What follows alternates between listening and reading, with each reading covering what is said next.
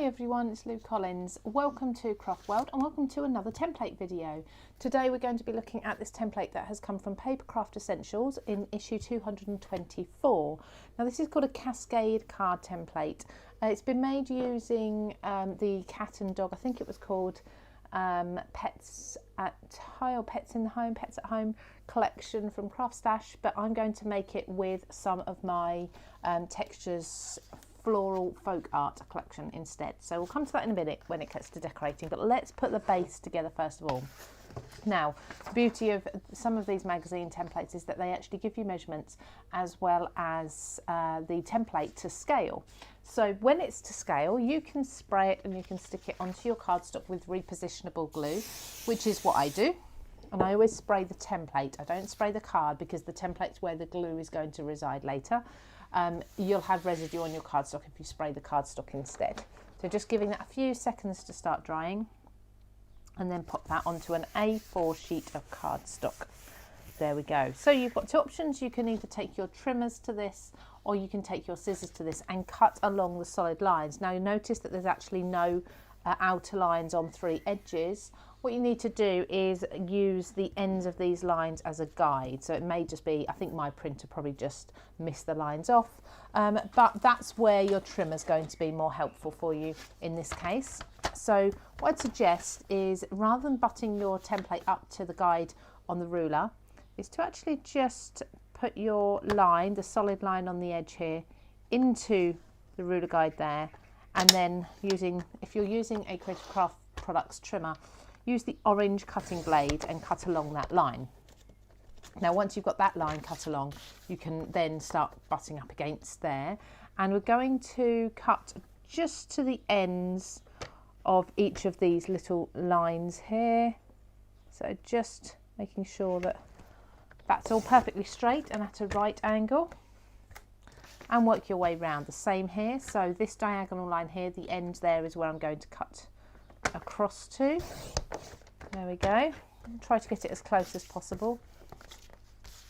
And then one more here. So put your ruler down, have a look through the gap where the blade is going to run, making sure that that's in the right place, like so.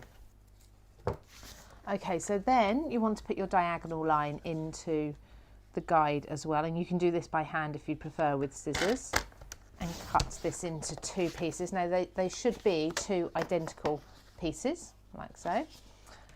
And then what we're going to do is just use our trimmer, and again you're not going to be able, well you can use your guide, but you'll need to come from the top here and just cut up to, I just tend to go near the top of the line, and then I just edge forwards until I've cut to the top. So a little bit further, a little bit further, there we go.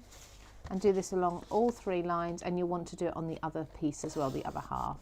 So then you'll notice you have dotted lines on each of these halves, and that's where you want to use your scoring blade. And if you don't have a scoring blade on your trimmer, you'll need to bring in a scoreboard or something similar and just score these lines. If you're completely new to paper crafting and you don't yet have these tools, you can use a ruler and something like a ball tool or a bone folder to score a line, and then fold it and crease it as best you can in that place.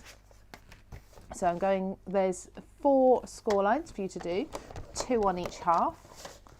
And I tend to, if you notice, with my scoring tool on here, I tend to go over a few times. I'm going through paper and I'm going through cardstock here. There we go. So I can pop my trimmer to the side now, and I can discard my scraps. Now I can also take off my template, but I'm going to pop that to the side because I will reuse this when I get to the stage of doing my mats and layers. So you've got 2 halves, and these will want to be like so. So I've actually used a textured cardstock, which isn't ideal because it's not going to be as easy to line up your texture and your smooth sides, but either way, it'll be fine. So we want to cascade, as we say, these are cascading cards. So you want to cascade each section into 3 parts, like so. So concertina fold, so just like a zigzag.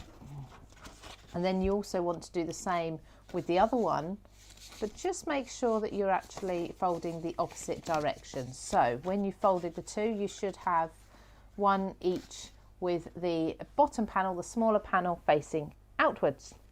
Now, this is where it gets a little tricky, but we can do it. So we're going to slot into each other the halves. So the two back panels are going to slot into each other. So one from the base, one from the top, okay? And then we're going to do the same for the others. So what I suggest is pull that one out a little bit. And because I've used a thin cardstock, I can actually bend this one round as well. And the same for this one. Just be gentle with your cardstock, don't force it. But you should be able to bend them round until you have something like this. So push each one down, make sure they are even, and they should all fold flat. Now once you're here, you can take yourself a bone folder and you can fold each of these creases nice and strong. You might be able to see there actually the texture difference. So on alternate sides I've got I've actually got textured and smooth. So ideally if you can use a cardstock that's the same on both sides, that will help. So what I like to do here now is just to come to the back panel, and I take a piece of tape. This isn't essential, but this just, for me, it just helps hold everything together. And I take a piece of tape, low tack tape's fine, and I just place that over the back panel. So the back panel, I'm quite happy for that to stay flat and not to move around too much, and that just holds everything together. So then we're going to want to cut some mats and layers. Now you've got a choice, you can do all of the shapes or you can just do a few of them. I'm going to do just a few, so I'm going to start at the front. I'm probably only going to do the front ones, to be honest, but I'll use these. I'll use the templates beforehand because these have got each of the mats and layers on there really as a template that I can use. So white cardstock, put this onto there, and the template should still be sticky if you've used repositionable glue. If you haven't used a repositionable glue and you've used your measurements, you'll need to just take a little bit off your measurements and work out what your mats and layers will be. There's one, then I'll do this the other side. There's two. Now what I'm going to do so that we can look down each of these is work out which ones I want to have the white on. So for me it's going to be this one and this one. So it's going to be, as I look at my template here, it's going to be the smaller panel here, then it's going to be this panel, so the smaller of this third and the smaller of this third, and I'm going to do the same on both. Now when I'm cutting my mats and layers, I tend to do this by eye, but you can of course measure and you can cut properly. I tend to take around about 5 millimeters away from each of the edges from the section that I'm cutting.